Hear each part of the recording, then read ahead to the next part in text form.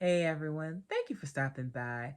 It's Friday, so you know that means it's a fibromyalgia video. Happy Fibro Friday. I hope that you've taken excellent care of yourselves this week. And if you've been slipping in any way, I know I have, I hope that you prioritize some good self-care today and through the weekend. It can do wonders for kind of resetting the tone of things and giving you some energy to face the next week. If you're new, Monday, Wednesday, Friday is my schedule.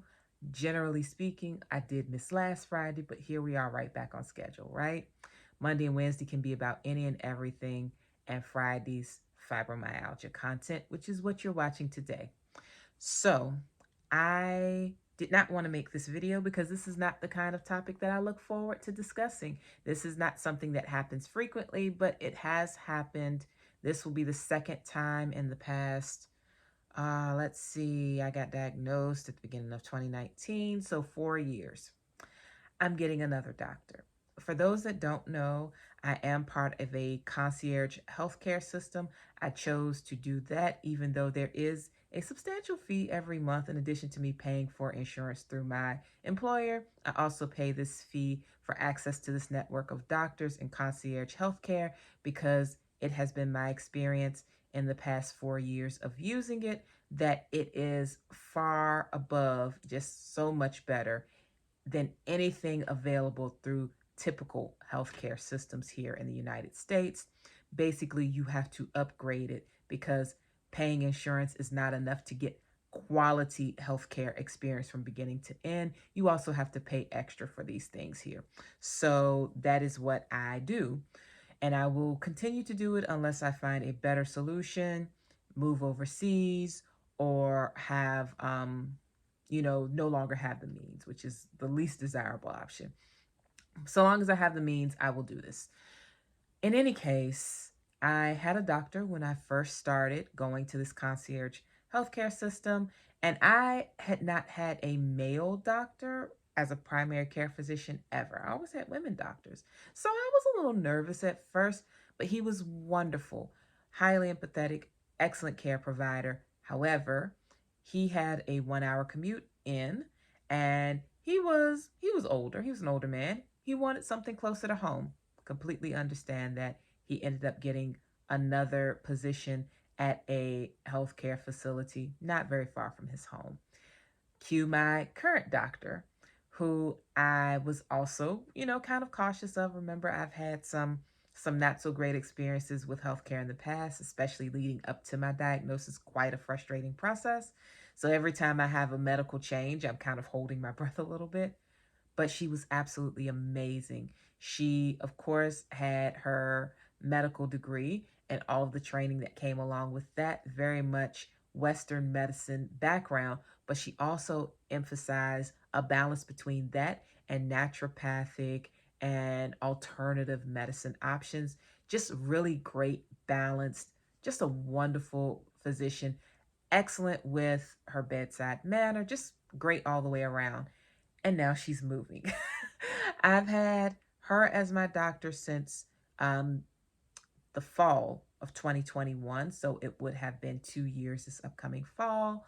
Or actually, no, I think she came on board a little after that. I had my last visit with my first doctor in this organization. The last visit with him was in fall 2021, and then the new doctor came on afterward. Not very long, like maybe November. And so it's been, a good 1.5 years, and she's leaving now. She's relocating out of state. Otherwise, I think she would have stayed because every clinician I've talked to, and that includes nurses too, anyone who works in those in that office has had nothing but great things to say. However, people's lives change. Okay, I've been talking about this for 4 minutes now. Let me get to the point. So I have a new doctor.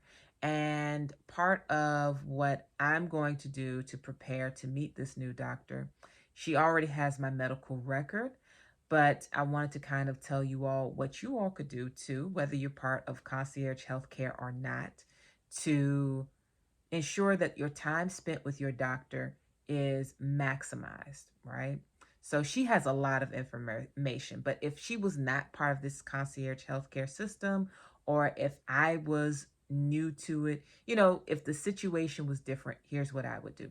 First thing I would do is not rely on the medical history that the office has.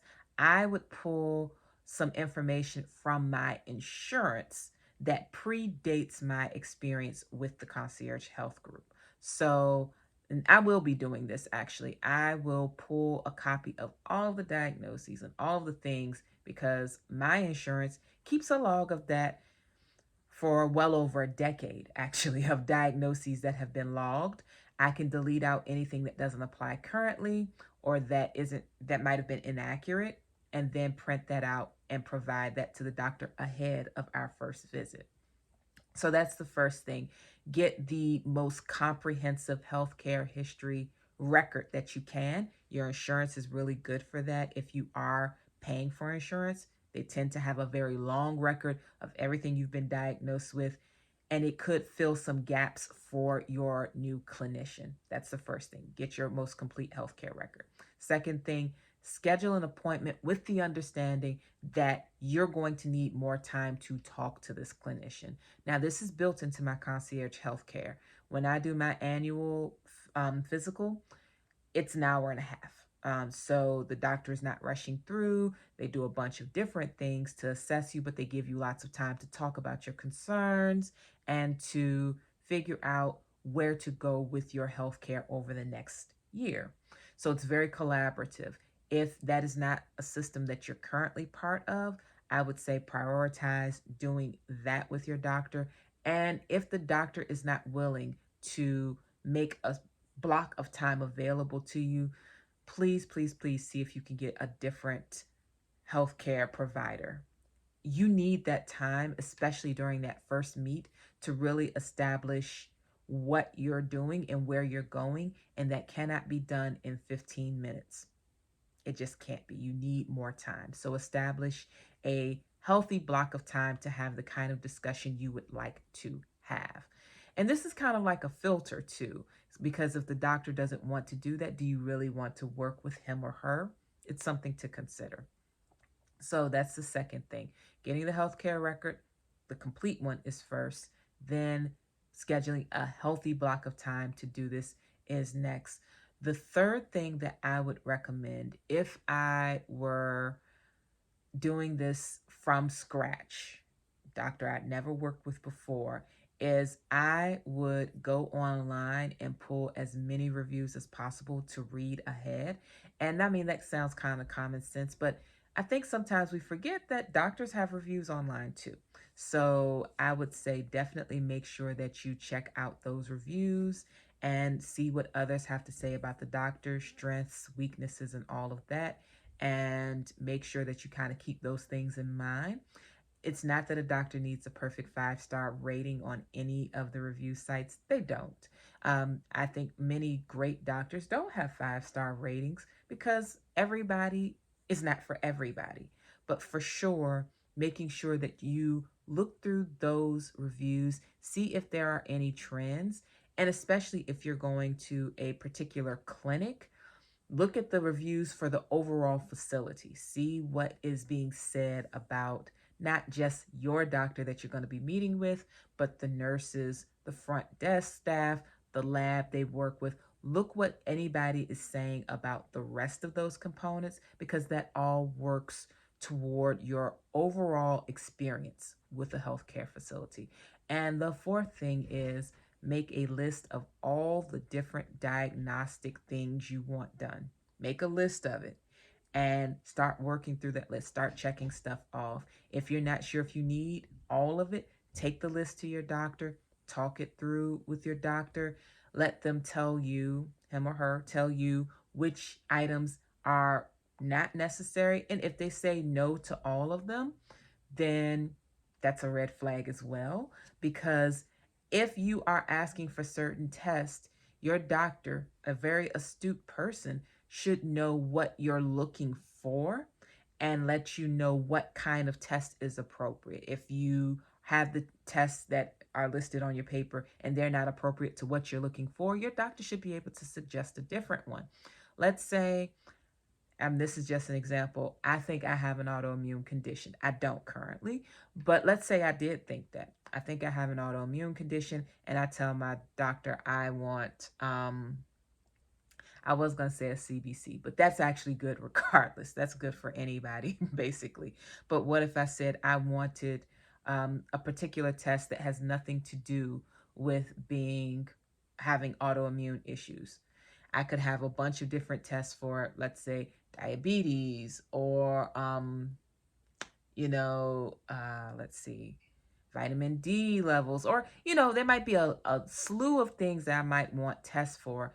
If my doctor knows I think I have an autoimmune condition, he or she can recommend you need an ANA test, which is, I think, is anti-nuclear. Yeah, it's something about nuclear antibodies. I forget what it means or what the abbreviation stands for, but ANA, they would tell you something like that. In any case, you want to make sure that you have all of those things listed, and that could do wonders for making your visit with the doctor far more productive. So, those are just 4 things that I would do differently for a new meet with a doctor.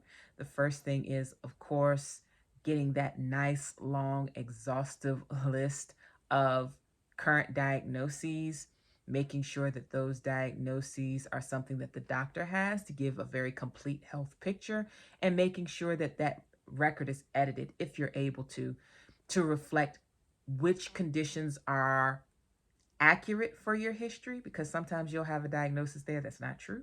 It's happened to me before. Anything that doesn't still apply, you can take it off, but giving them that complete record is very helpful. Blocking off time is the second thing, getting a nice longer appointment that's more of a consultation, not just a visit, because you need to establish that rapport and get some things going with that. The third thing is to make sure that you have reviewed the doctor as well as the facility and all of the other components that go along with that doctor experience, to make sure that you're going to be happy with your experience with them. And then the fourth thing is, like I just mentioned, making sure you have a list of all the things you want to be assessed for, all the different diagnostics you want done, so that your doctor can go over them one by one with you, figure out your concerns, and let you know which tests are appropriate. If you have a bunch of them down and your doctor says no to all of them, you may want to go to another doctor. Usually 1 or 2 tests will be fine. Maybe not all of them, but usually they'll tell you 1 or 2 off of your list is fine to start, or they may say a completely different test from what's on your list, but most applicable to whatever your concern is. So those are the 4 things I'm thinking of. And I'm going to let you know, of course, when I go to the doctor, the new doctor, for the first time, I'll give you all a follow-up. But I'm going to miss my current doctor. I hope she and her family have a great experience with their out-of-state move, of course. But I kind of wish she could pack me up and take me with her, because she was great. And I felt like the rapport was good, so she'll be missed. Anyway, that's it for my Fibro Friday video. Please continue to take care of yourselves. Have a great weekend, and I will talk to you all soon. Bye-bye.